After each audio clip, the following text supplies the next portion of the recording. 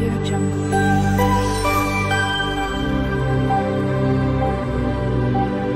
Audio Jungle.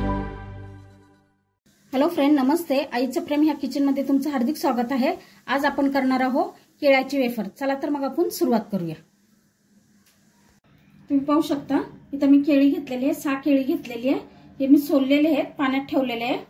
आता मी तुम्हाला सोलून आहे ना दाखवते.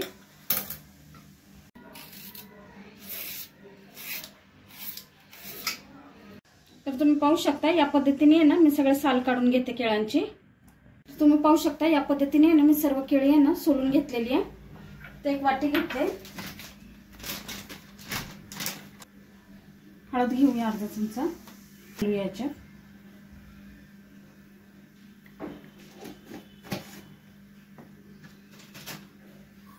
पाणी घालून आहे ना छान मिक्स करून घेऊया.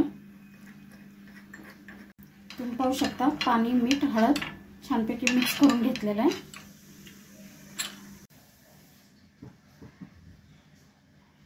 तुम्ही पाहू शकता आपलं तेल तापलेलं आहे. तर या पद्धतीने आहे ना किसणी घेऊन आपण त्याच्यावर आहे ना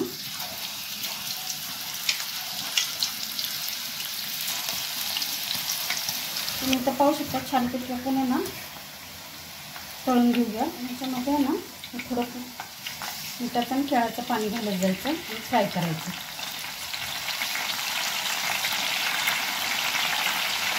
आणि क्रिस्पी तर आपण ह्याला तळून घेऊया.